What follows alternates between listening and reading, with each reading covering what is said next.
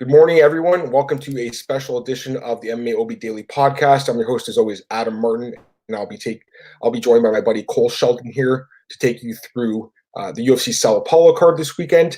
Cole, I noticed you're growing up in November.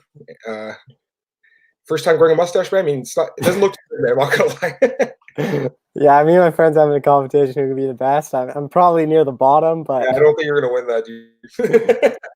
It's all right. Don't worry about it. Not everyone can grow the mustache for me. I probably should. I got to shave.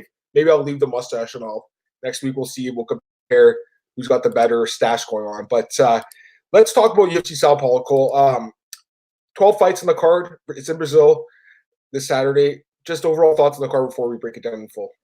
It's not a terrible card. There's some good fights on it. I don't know why some cards on the main card and some are on the prelims. Like there's some, and then there's that one questionable matchup that I'll talk about on the main card that I don't understand. But overall, it's a pretty solid card. Yeah, it's not bad. All right, let's get into it. Going to use Tapology for the Bellator first fight of the night. Women's bantamweight bout, Tracy Cortez against Vanessa Melo. Opening odds had Cortez minus 185, Melo plus 145. Right now we have Cortez minus 185, Melo plus 160. So really no action on this fight. The odds have just tightened up a bit. Who's your pick? I like Tracy Cortez here. I just wasn't impressed by Melo in her debut against Irene Aldana. I know it was only not even 2 months ago, so she is turning around pretty quick. Cortez obviously had that win on the Contender Series at flyweight. She was a bit bigger flyweight, so she is moving up to bantamweight. So I'm interested to see how she'll look. She might be the smaller fighter in there, but I just haven't been impressed with Melo in her career. I just think Cortez has the momentum going, and she'll get a decision win here. Yeah, this is a close fight. This one can go either way. I don't know. Like Cortez, I know she had the win on Contender Series. I haven't been too impressed with her. I think her level of competition has been very, very weak, in my opinion. I guess she did look okay in that show. She's had some experience in Invicta. Melo, at least, I think, has fought decent competition like Jan Finney, Molly McCann. She has wins over them. Her record's obviously not great, 10-6, but she has fought better level of competition. This is her fifth fight in 2019, so she's been quite active. She did lose to Aldana 2 months ago in a short notice fight. She missed weight for that fight, but that's a tough fight for her to win anyways, even if she made weight. I'm going to take the dog here at Melo. I just think fighting at home is going to help her out a little bit. I think it's going to be a close fight like most women's bantamweight bouts are. Goes the distance, and I think Melo edges out a very close decision. So my pick will be the dog here at Melo, but it's not a fight that I would honestly bet on, even though I am taking the underdog because I do think she has a good chance to win. Next up, we have another women's bout. This is a flyweight bout between Ariane Lipski and Veronica Macedo. Opening odds had Lipski at minus 245. Oh, sorry, actually, that's the wrong odds. My bad. I haven't updated my odds sheet yet. The opening odds had Macedo minus 130, Lipski minus 110. I should mention Macedo's filling in a short notice for the injured Priscilla Cachoeira. Actually, not injured. She tested positive for USADA for something, diuretic, I believe. So, yes, opening odds slightly towards Macedo right now. Still slightly towards Macedo, minus 125, plus 105 for Lipski. Who's your pick? Yeah, this is a fight I just haven't been impressed with either their runs in the UFC. Obviously, Lipski had a lot of hype behind her, had so much success in KSW, and then she came to the UFC and had two really bad performances against Joanne Calderwood and Molly McCann. Macedo, though, hasn't had much success in the UFC either. She lost Ashley Evans-Smith, which isn't a very good loss. Lost Andrew Lee and Jillian Robertson. Those are good losses to have. And then on her last fight, she submitted Polyana Viana really quickly. It's an interesting fight. I'll favor Lipski slightly. I just think she's the better striker, and I think she can keep it on the feet, but it's not a fight I'd personally bet on just because both of them have been so inconsistent in the UFC. Yeah, I do favor Lipski as well. First off, she had a full camp. Macedo's taking a short notice. I still feel like Lipski's shown she has untapped potential we haven't seen yet. She hasn't so much in the UFC so far, but she had a lot of hype coming in, Cole. Now, some people have suggested she could have been taking PEDs just based on the fact that she hasn't performed as well as she was in KSW. I just think it's been a higher level of competition in the UFC. Joanne Calderwood and Molly McCann, two very good fighters. So to me, I don't think that's a very founded comment, but I know some people have suggested that. Her run in KSW was really nice. I still think she has potential. She's got good striking. She's young, 25. Macedo's young too, 24. 1-3 record. Cole, haven't been too impressed. She did lose to, again, a couple of decent fighters, but just haven't been too impressed. I know her ground game's okay. You know, let's be honest here, Cole. This is a fight between two women that are probably in the roster because of their looks and not really what they show in the UFC. They're both two extremely good-looking girls, and that's why they're on this card. My pick is Ariane Lipski to win a decision in what should be a pretty competitive fight. But it's not a fight I'd be crazy about betting, although I do think there is value on her as an underdog here. I thought she'd open as the favorite. Next up, we have a men's bantamweight bout. Actually, it's a featherweight bout between Renan Barão and Douglas Andrade. It's featherweight, right, Cole? Yep. Okay, so we got Renan Barão and Douglas Silva de Andrade. The opening odds had. Apologies for the dogs, guys. I think someone's here at the door. It always happens right when the podcast starts. Douglas Silva de Andrade minus 170. Renan Barão plus 130 were the opening odds. The current odds have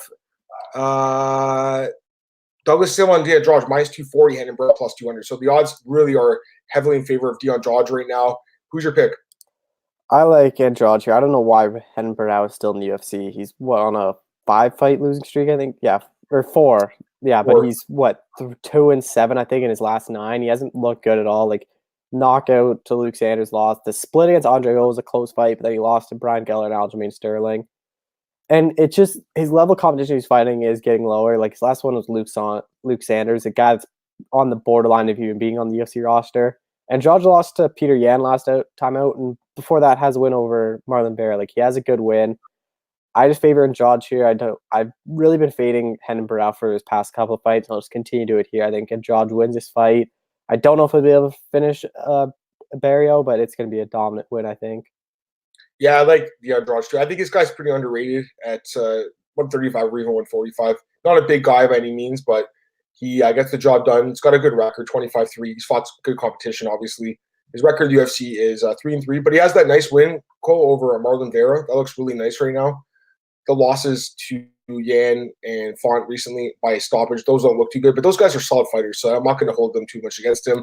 Renan Barão is not the same guy he once was. At one point in time, Cole, a lot of people thought he was like arguably the top pound-for-pound fighter in the world. I'm pretty sure Joe Rogan said he was. I always thought he was a really good fighter. I'm not sure if he thought he was the best in the world, but I thought he was a really good fighter. However, you saw it came in, and this guy's not the same. Let's just call it a fact, Cole. He's not the same guy. And he's not the same guy he once was before he fought TJ Dillashaw, got his head kicked in a couple times. So I got to go with de Andrade here. I think he wins this fight. Probably wins by decision. That's how Barão usually loses. But I wouldn't be surprised, Cole, if Andrade knocked out Renan Barão. I think this is going to be it for Renan Barão. He's 1-6 in his last 7 fights. Surprised he's still on the roster, but I think this is it for him. I think this is the last fight he has in the UFC, and I really don't even know where he goes after this because it looks like this guy's a complete former shell of what he used to be. Next up, we have I like this fight a lot. Welterweight bout between Warlley Alves and Randy Brown. Really good fight here. We have Warlley Alves open minus 180, Randy Brown open plus 140 right now. Alves minus 120, Brown plus 100. Who's your pick? Yeah, this is a very interesting fight. Obviously, Warlley Alves got that huge win over Sergio Moraes last time out. Has a massive win over Colby Covington, the only loss in Covington's record. On Randy Brown, though, he had a big win over Brian Barberena last time out. I thought Barberena was going to win that fight. Obviously, has that weird knockout loss to Nico Price where he got knocked out on top. So it's an interesting fight. They're evenly matched. I just like the underdog in Randy Brown here. I'm just more impressed with them. I think he's the better striker, and I think this fight is going to stay on the feet for the most part. And it's going to be a close fight. But I think Randy Brown edged out a decision. Yeah, I really like this matchup. Two guys that are really, really talented at 170. Always been high on Warlley Alves. He looked amazing on the Ultimate Fighter Brazil. I guess he hasn't lived up to the hype completely, but still, it's pretty solid. He has that win, Cole, over Colby Covington by submission. That looks really good. I know Colby was hurt in that fight, but still, that's a great win, man. And he's looked really good. I was at his last fight, Cole. The fight with Moraes knocked him out with an uppercut. I was actually on that side of the cage. It was such a sick uppercut. This guy is extremely dangerous. Only 28 years old still, so it's still pretty young. And I think he's still actually getting better. I know he's had some rough patches, but I think he's really dangerous. Randy Brown, very talented as well, 29 years old, so pretty young as well. Coming off a great win over Brian Barberena. Looked really good in that fight. I will say this about Brian Barberena. I think he's taken a lot of shots in his career, and I think he's starting to finally show that. So you got to keep that in mind. And this guy has lost a few other fights, like the Nico Price fight, which worries me, Bilal Muhammad. But it should be a close fight. I just think Alves is a little bit more talented as far as the striking goes, and I think fighting in Brazil is going to help him out here. Give me Warlley Alves. I think he wins the decision, maybe wins by stoppage. Next up, we have a lightweight bout, another good fight here. Francisco Trinaldo against Bobby Green. Opening odds had Trinaldo at minus 165, Green plus 125. Right now we have Ronaldo minus 125, Bobby Green plus 105. So essentially close to a pick 'em with a slightly towards Ronaldo. Who's your pick? Yeah, very interesting that Bobby Green retired earlier this year and he's already back. You could just tell him maybe retirements don't last. Ronaldo's obviously coming up that very lackluster fight against Alexander Hernandez where not much happened. You could have gave the win to Ronaldo, could have gave it to Hernandez, could have went either way. Bobby Green's going with that loss to Jakar Close in end of 2018. I favor Ronaldo slightly. I just think fighting in Brazil, being a better striker, I think that's going to help him. But it's not a fight I bet on personally. They've just been so inconsistent. Ronaldo, his last fight didn't show much, so I don't know what kind of fighter he will be in this fight. But I'll pick Ronaldo by decision. Yeah, this is a close fight for sure. I think it can go either way. Bobby Green is a very talented guy that unfortunately has had a lot of injury issues and just issues outside the cage that really haven't allowed him to show off his potential. But at times he's looked amazing. Like he beat Josh Thompson. That was a big win for him. The Jacob Volkman fight was a huge win at the time. Looking back, obviously not a great win. But, he's just a little too inconsistent, Cole, for me. 1-4-1 in his last 6 fights. That's not too good. And he doesn't fight that often, which I don't like. Ronaldo is really old, though. That's something to worry about here. He's 41. He's coming off a really bad fight against Alexander Hernandez. I think that did show his age in that fight. He just didn't do anything. It was a terrible fight. Some people thought he won. I thought it was a terrible fight. I didn't care who won. So to me, this is a guy that is on the decline at 41. But he does have some good wins recently, like Evan Dunham, Jim Miller, Paul Felder. Those are good wins. I got to go with Ronaldo here, Cole. I think fighting in Brazil again is going to help him out here a little bit, get the crowd behind him, either win a decision or possibly finish Bobby Green, although Bobby Green's pretty tough to finish. So I think Ronaldo by decision is the likely outcome here. Next up, this is another good fight. Featherweight bout between Ricardo Ramos moving up in weight against Eduardo Garagorri, one of the few undefeated fighters with a 13-0 record in the UFC right now. The opening odds had, where are the odds for this one? Ramos minus 215, Garagorri plus 165 at open. Right now we have Ramos minus 260, Garagorri plus 220. Who's your pick? I don't know why the odds are so high. Like Ramos, I think Ramos is the better fighter, but he's moving up in weight. Garagorri's undefeated, coming off a win over Humberto Bandené in his debut. It's going to be interesting to see what he looks like against Ramos and what Ramos looks like at featherweight, because to me, I don't think he seemed like a massive bantamweight. Like I thought bantamweight was division for him. Earlier this year, he lost to Seydan Nurmagomedov with the body kicks and punches. I'm worried of what Garagorri's power is going to be like.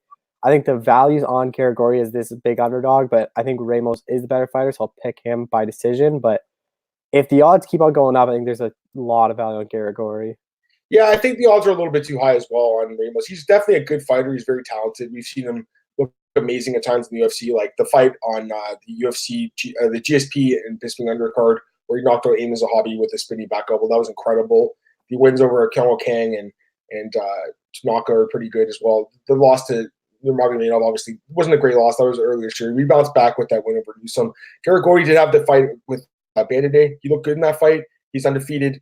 Again, 13-0, I think he's only behind Israel and Paul Costa, I think, when it comes to undefeated fighters. So that's something to keep in mind. But I think if you look at his competition, very, very weak competition, and I don't like that. So even though Ramos moving up in weight and the odds are high, I'm still going to pick him here. Ramos by decision is my pick, but the odds are a little bit too high, and I don't really see any value on him. Next up, we have another welterweight bout that should be interesting. Sergio Moraes against James Krause, the James Krause. Opening odds had Krause minus 190, Moraes plus 150. Right now, we got Krause minus 180, Moraes plus 160. Who's your pick? That's an interesting fight. Obviously, James Krause hasn't fought in over a year. He's the way better fighter, way better striker. Moraes is coming off that knockout loss to Warley Alvarez and the loss to Anthony Rocco Martin. It's an interesting fight. I favored James Krause. I think he's just the better fighter. I think he'll edge out a win, but that layup kind of scares me. But Moraes' chin on the last fight, that was a brutal knockout. It's going to be interesting to see what he looks like in this fight, but I think it's good to see James Krause back. I think he gets a win here. Yeah, you got to go with James Krause. Sergio Moraes definitely getting up there in age. He is 37 years old now, coming off the loss to Warley Alvarez. That showed his age, I think, a little bit. The Rocco Martin fight as well. He has looked good at times, though. He has got a lot of good wins. He actually has a really good record in the UFC, Cole. So he's definitely a guy that gets the job done more often than not. I just think he's getting up there in age now and really on decline. James Krause, 33, a little bit younger. He's still a little bit older as well. He's been around a long time. Fought in the WEC, fought in the UFC for a long time. But on a nice win streak, Cole. 5-fight win streak. So he's on a nice little winning streak, coming off a great win over Warley Alvarez. Knocked him out. So the only thing that worries me is the layoff. 15 months. That obviously worries me coming to Brazil. That's never a good thing. But I just think he's a better fighter. I think he wins. I think James Krause wins this fight by knockout or by decision. So give me D. James Krause to win the fight. Next up, we have a middleweight bout, Marcus Perez against Wellington Turman. The opening odds had Perez minus 260, Turman plus 180. Right now, it's much closer. Perez minus 120, Turman plus 100. Who's your pick? This is a very close fight and a very it's a hard one to pick. Wellington Turman obviously coming off the UFC debut, a split decision loss to Carl Roberson that could have went either way. Marcus Perez coming off that really impressive submission win over Anthony Hernandez, but that was in February. Hasn't fought since February, so it's been quite a while. But I just think Perez has fought the better guys. He's the former LFA champ, has wins over Ian Heinisch. I know he lost to Eric Anders to lose the belt, but to me, he's fought the better guys, has better wins. I think this fight will go the distance. It's going to be a close fight, but I'll favor Perez slightly. Yeah, this is a close fight. I'm with you, Cole. I think the odds were way too far at the open. Marcus Perez, he's a solid fighter, don't get me wrong. 2-2 in the UFC only, but I think he is talented, a little bit more talented than what we've seen.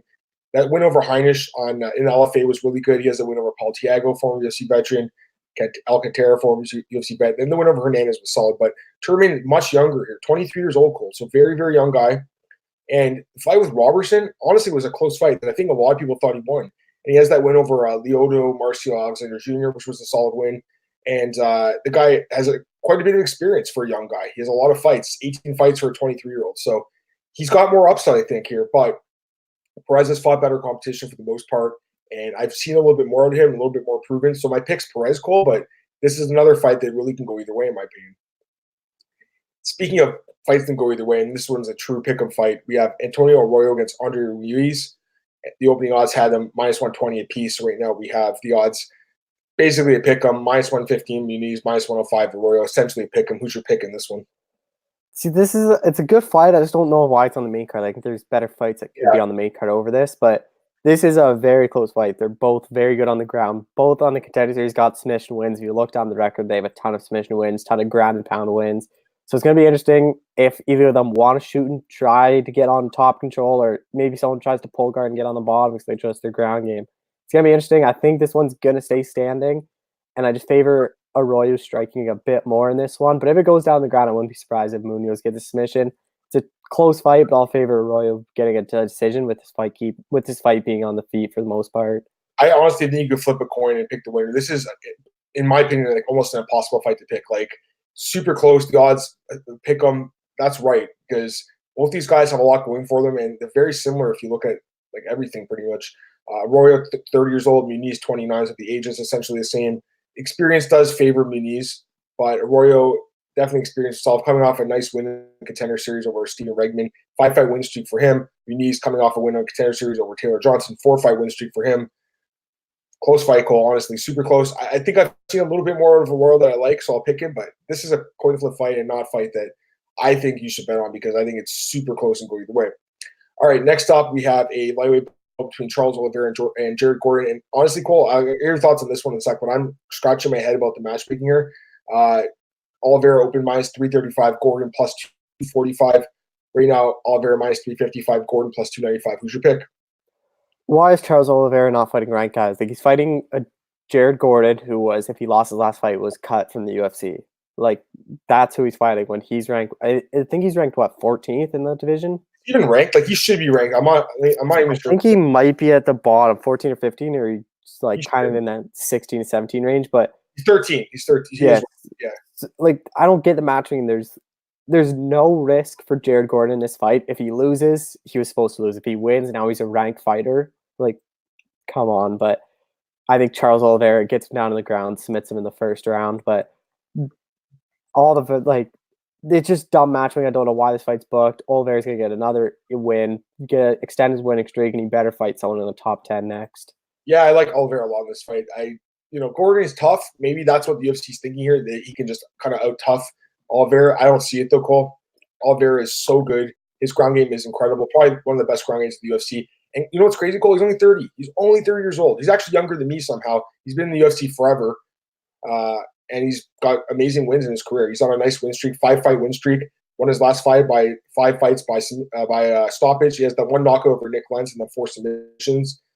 His last 8 wins are by stoppage. So this guy finishes you. He obviously doesn't have a great chin. He's been knocked out a couple of times, but I just don't see Gordon finishing him. He couldn't even finish Dan Moret, Cole. I don't see him finishing Charles Oliveira. I like Oliveira a lot in this fight. I think he is a guy that people are going to parlay, and I can see why. I like the prop on the fight not going the distance. Cole, minus 270. There is value on that. I don't see any way this fight goes the distance. These guys finish each other.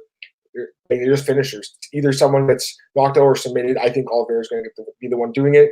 The odds are pretty good on that. Minus 270 fight not going the distance. That's my bet here. I like Oliveira to win by stoppage. Next up, we have co-main event of the evening: Shogun Rua against Paul Craig. Short notice fight for Paul Craig. He took the fight. He's filling in for who's he filling Sam in Alvey. for?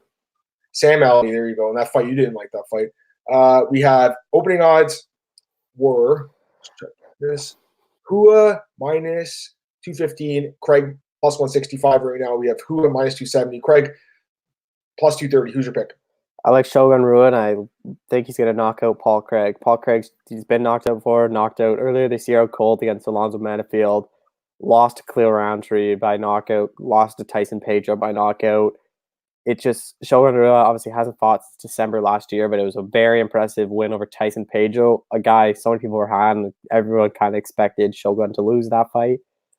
But I'm still high on Shogun. His only loss in the past, 4 years is to Anthony Smith. Like, he's still a high guy in the light heavyweight rankings. I think he's going to knock out Paul Craig here. And I wonder if this is it for him, though. It's in Brazil. Like, do you think this would be his last fight? Shogun's a guy that never wants to retire. He's just one of those guys. He's 37, Cole, but he's really like 47 years old. He's taking so much damage. He just loves the fight game, man. I don't see him retiring. As far as my pick goes, I love Shogun in this fight. I think the odds are pretty much bang. I think it could be even higher, to be honest with you. They definitely open too low. I see some people on Paul Craig. I don't see why. Shogun, who is just a better fighter. Way more experience, Cole. Way better wins. Huge knockout power. His ground game is pretty solid. Paul Craig wins the fight on the ground. I don't think Shogun is going to be able to get taken down here by Craig. Craig's not really a wrestler. If the fight goes to the ground, he can submit you, but he's not really a guy that will wrestle you to the ground. He's the kind of guy that kind of lands there. I know he has a good ground game. We all know that. His submissions are really good, but I don't see that working against Shogun, Cole. And this guy's someone that's been finished a bunch of times by knockout. Shogun Rua by first round knockout's my pick, Cole. I really like Shogun in this fight.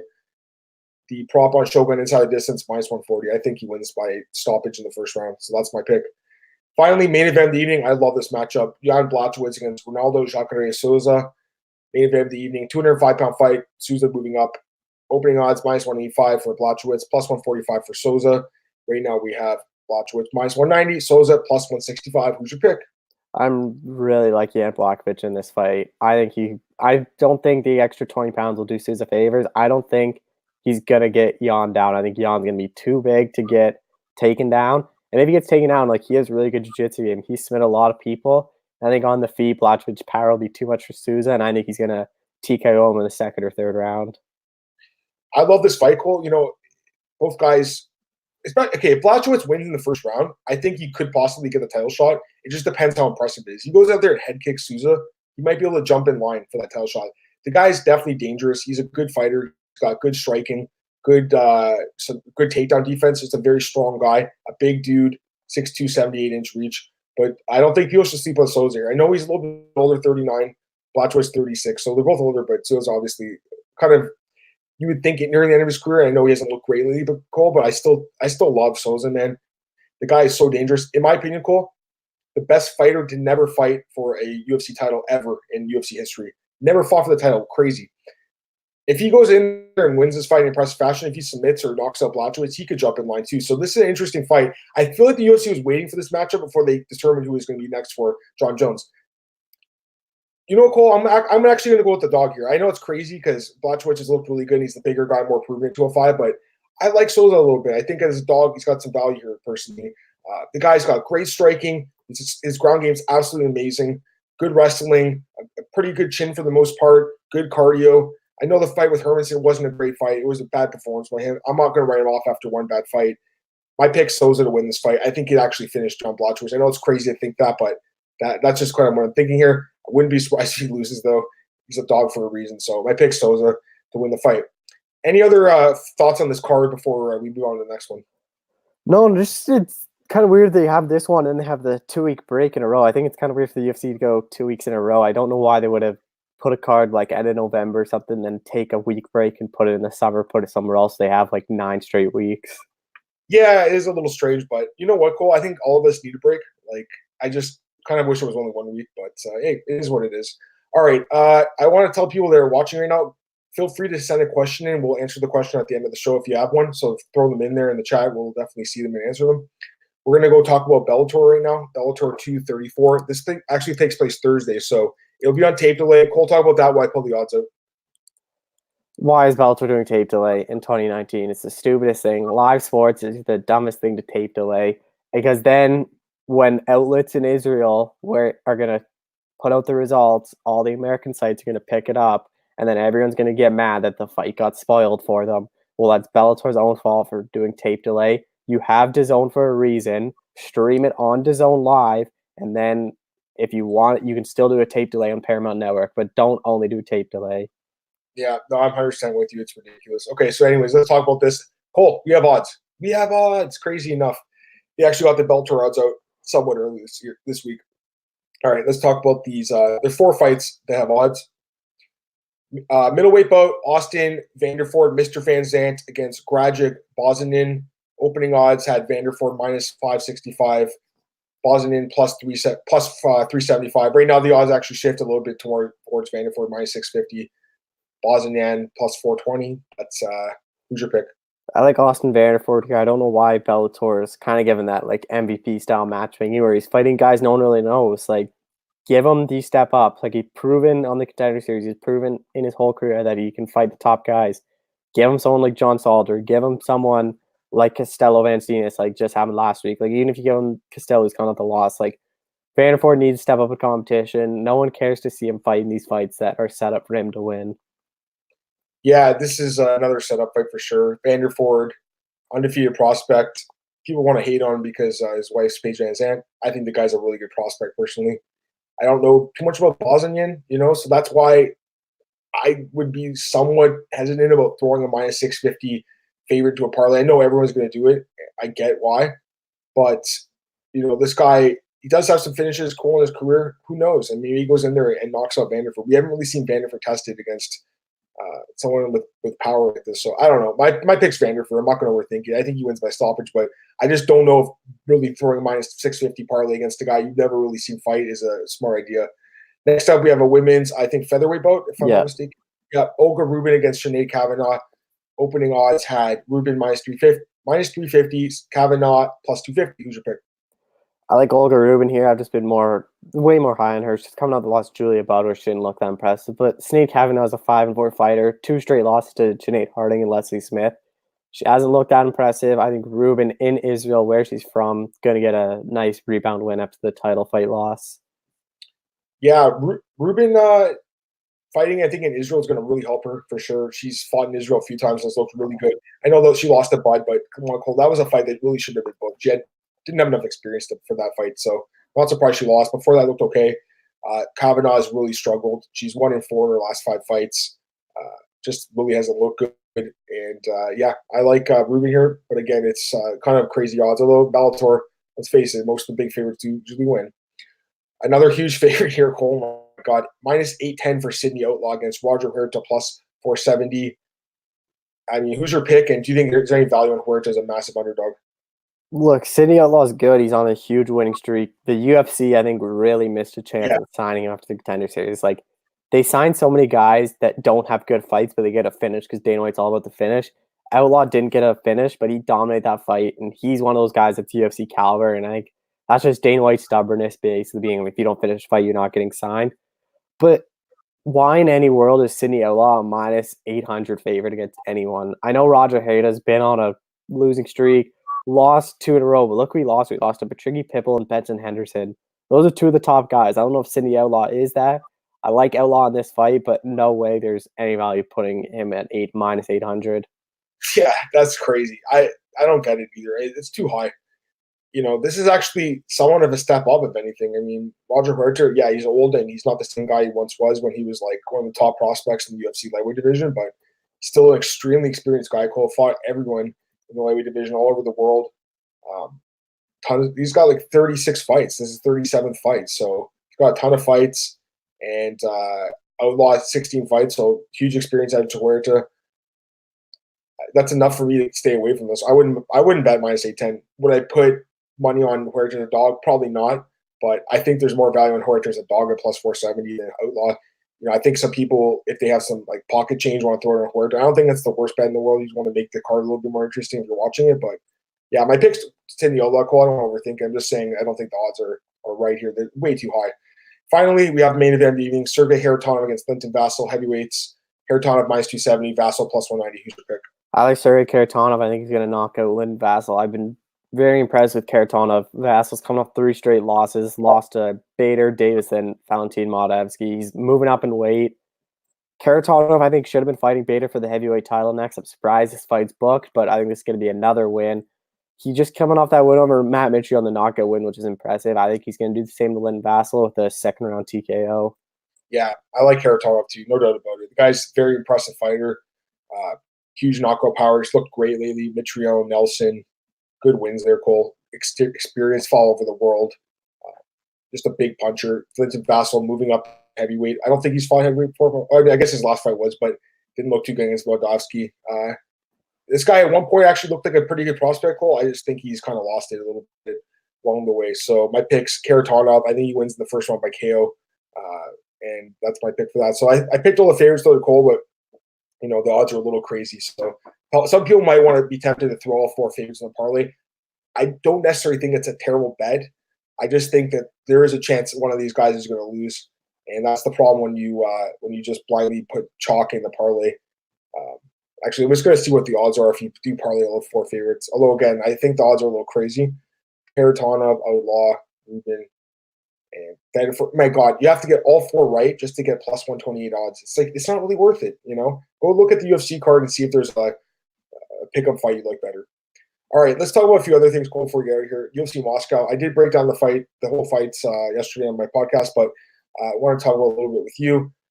Zabit versus Calvin Kattar. Now, in one fight of the night, I disagree with that, Cole. I thought that another fight should have won fight of the night, Ed Herman versus Kadis Ibrahimov. What are your thoughts on that? Because I personally think that the fight was good. I just don't think it was as great as I expected. And you think Zabit's going to get a title shot? Yeah, I think Ed Herman should have got the fight of the night. I think that was a better fight to watch. And I don't think Zabit's going to get the title shot. I think Zabit needs to prove he can go 5 rounds. He looked gassed after in the second, third round. If you do that against Max Holloway, you could win the first 2 rounds against Holloway, which Zabit could. But if you gas after 2 rounds, Holloway's going to come on strong in 3rd, 4th, 5th, and probably TKO you. I don't. Yeah, even Volkanovski. Volkanovski has good cardio. Like, he's proven to get. He went 3 hard rounds against Mendez and didn't look tired at all. Aldo too. Sorry. Like, he's proven he can go 3 hard rounds and push a heavy pace, which I think if you lighten the pace, I think he can easily go 5 rounds. But I think Zabit needs someone else. Maybe do that Yair Rodriguez fight. Maybe do someone like Brian Ortega, chance like Jung winner. There's options for Zabit, but I don't think he gets the next title shot.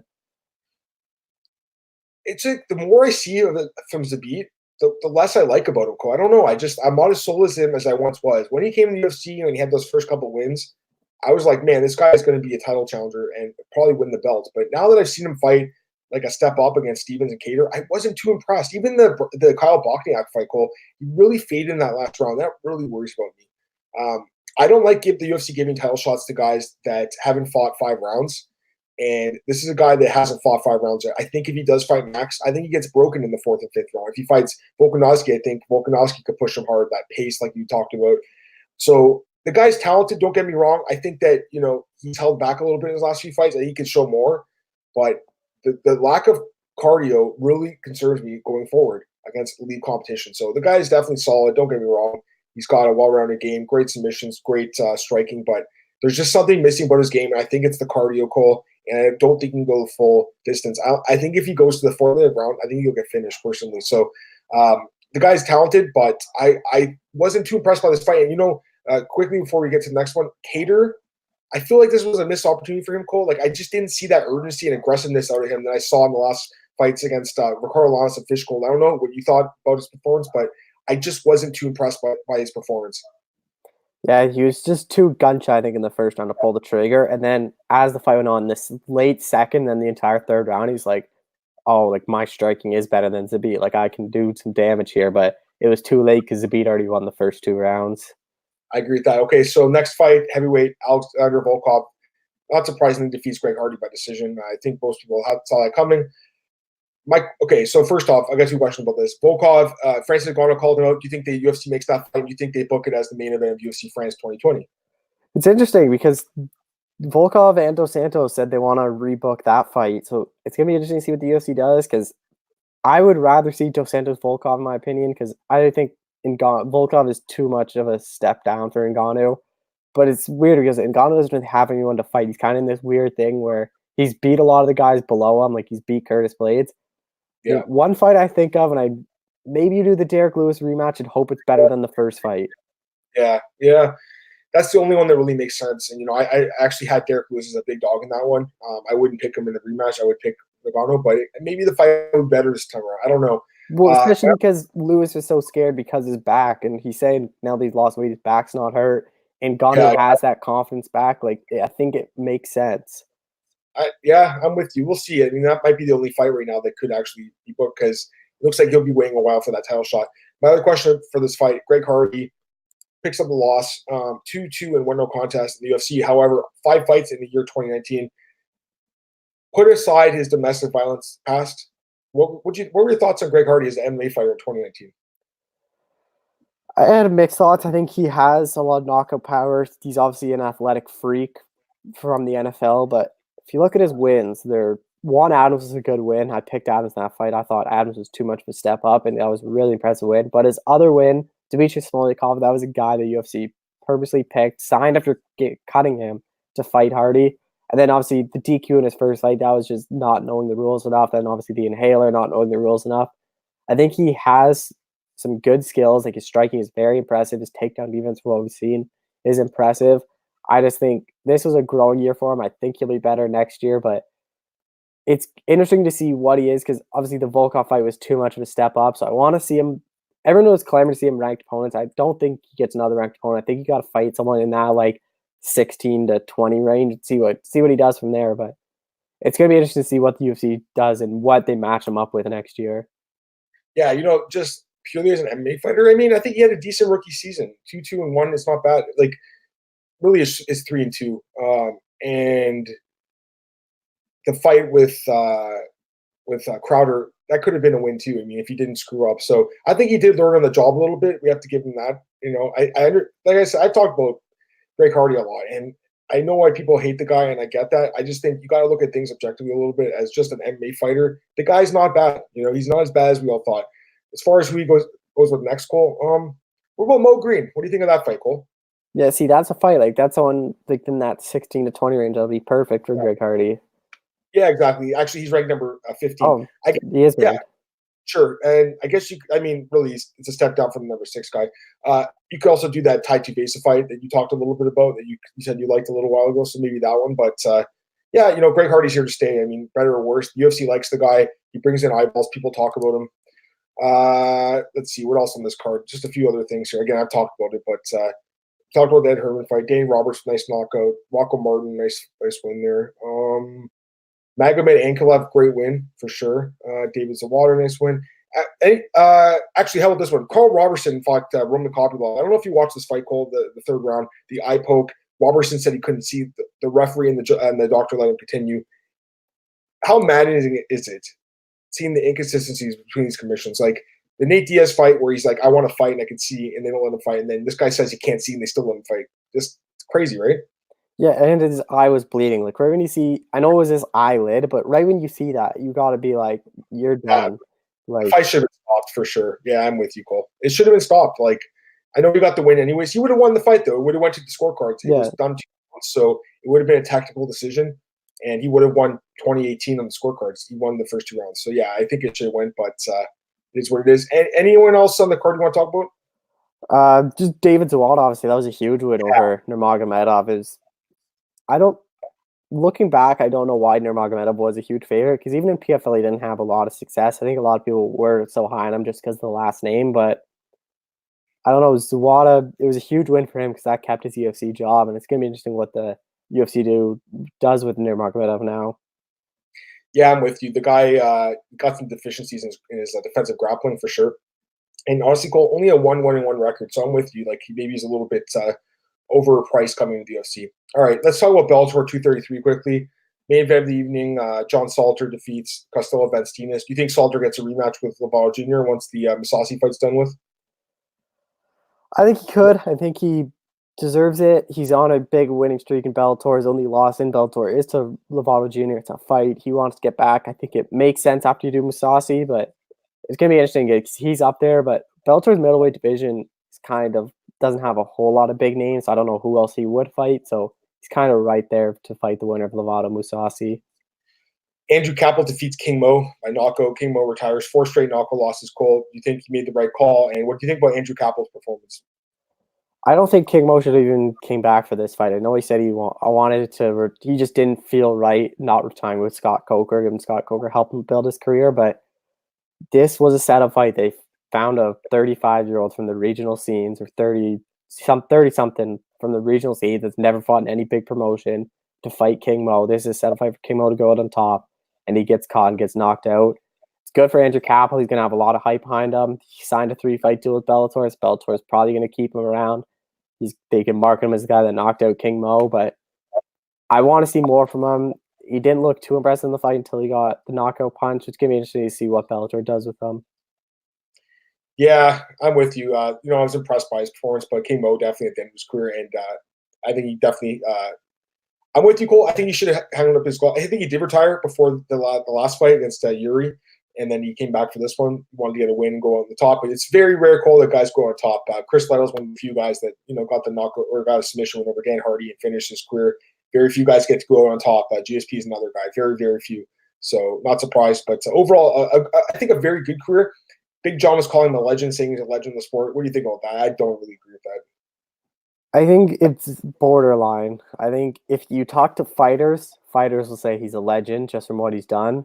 If you talk to media and fans, I think that's where some will say he's a legend, some will say he's not.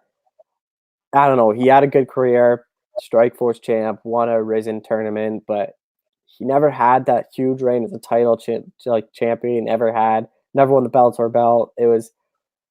I think he's a step below legend. Yeah, I'd say again another one of those guys that would go in the Hall of Very Good, but not in the Hall of Fame. Arlene Blencow wins against Leslie Smith. Disappointing loss for Smith there. Tyrell Fortune defeats Azuna and Nonwu. How close is Fortune to getting a title shot at heavyweight? Well, heavyweight doesn't have a whole lot. Given they just did the tournament, they're looking for challengers. I think Caratano is going to be next. Maybe you give Fortune like a guy like Yavi Ayala if they don't try to book Ayala. Or maybe they don't do the trilogy with Ayala, or they do not the trilogy, but the third time booking it. Maybe they do like Czech Congo. I think he needs to step up in competition to see how good he is. Yeah, I agree with that. Anything else in the prelims? Is Tyree Fortune? That's Tyrell's brother, if I'm not mistaken, right?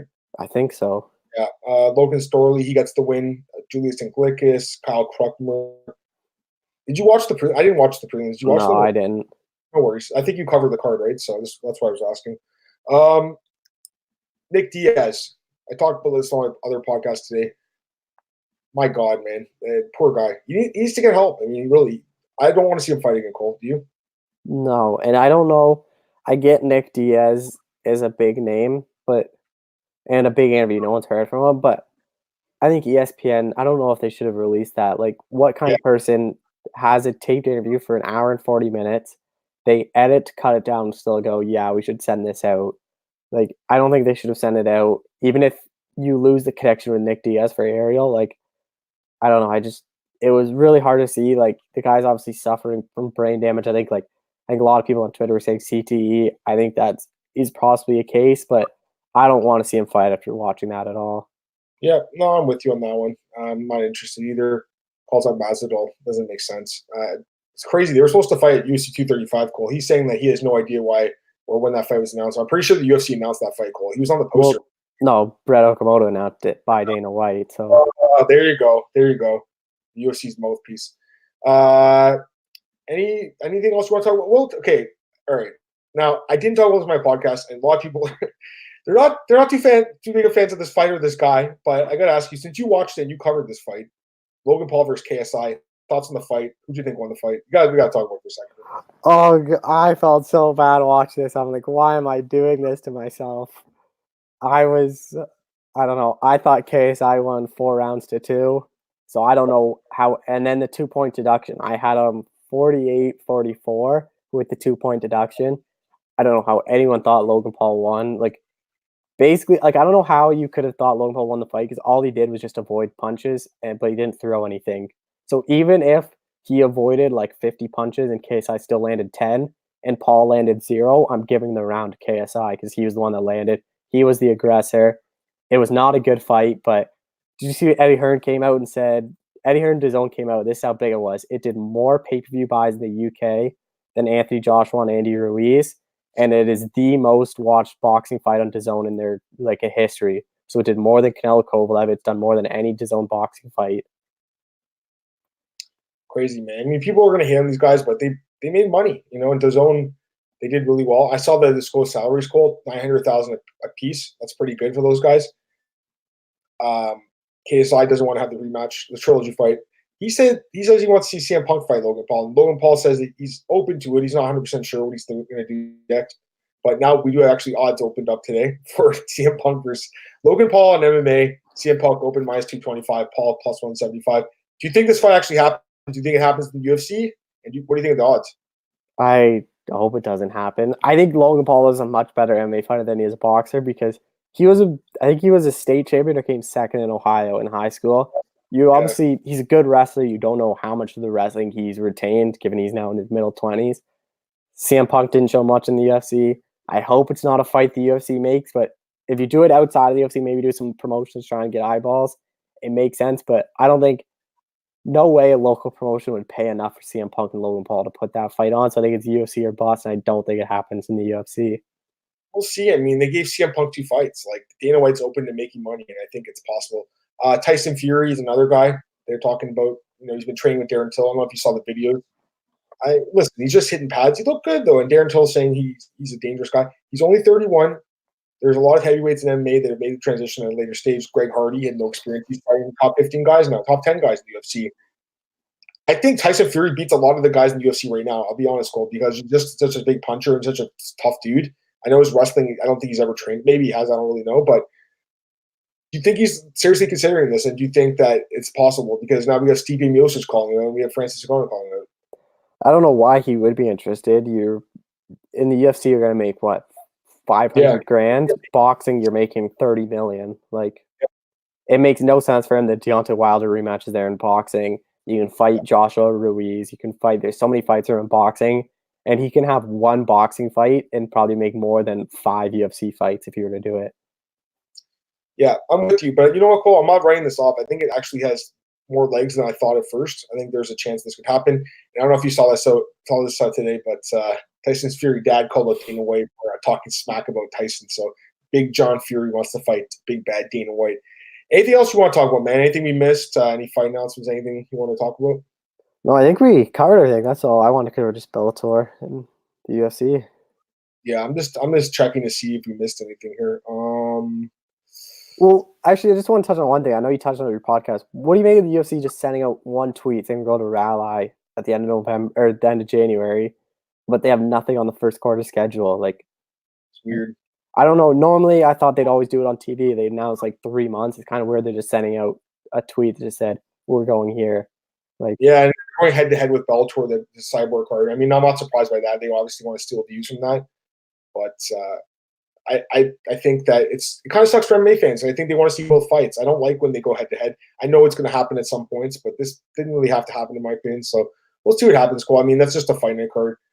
It's in North Carolina. Steven Thompson's from close by, so maybe he headlines that card against someone. Not too sure, but got one comment here. Garrett Gorey's literally fought no one. Yeah, I know. It's true, man. He's really fought no one. He's got a good record, though, but yeah, I'm with you on that one. I think that's it, Cole. So if you want, go ahead and plug anything you want, and I'll plug my stuff as well. Oh, actually, really quickly. Looks like Dana White is interested in the Yoel Romero Adesanya fight. So I just saw that. He made a comment to Kevin Iole that they're going to probably do that fight. So there we go. We got most likely Adesanya versus Romero. I'm fine with it, Cole. I'm fine with it, man. I know that he's coming off the losses. I don't care. I think it's just a good fight, an interesting sound matchup. So I don't know. Give your thoughts quickly and then plug your stuff. We'll get out of here. Yeah, it's an interesting fight. Obviously, everyone says Adesanya doesn't have good takedown defense. It's going to be tested real quick against Romero, I think. And Romero's a hard puncher, and he doesn't go away. So it's going to be interesting to see how Adesanya handles that. It's a good fight. It's a fight a lot of fans want to see.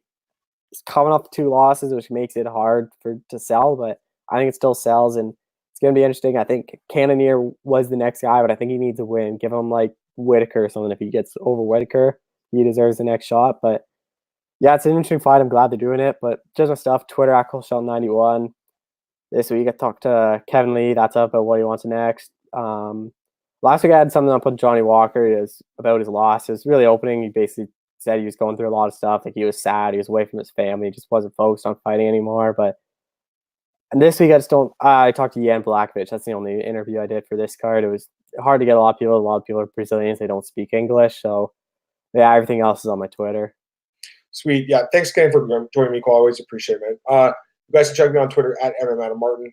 Also check me out at bjpenn.com, MMARates.net, and of course my home, MMAOddsBreaker.com, the home of the podcast, MMAOddsBreaker.com on YouTube. Like, share, subscribe, tell your friends about it. Trying to grow the channel, guys. Appreciate any subscriptions to the show and to the podcast and to the channel. Also check us out at iTunes, Anchor, SoundCloud, and a few other places. Cool. Thanks again for joining me, man. Guys, I'll be back tomorrow for the Wednesday edition of the show. Also check out today's morning edition where I talked about Nick Diaz's interview a little bit more. Guys, have a great day, and I'll talk to you guys tomorrow.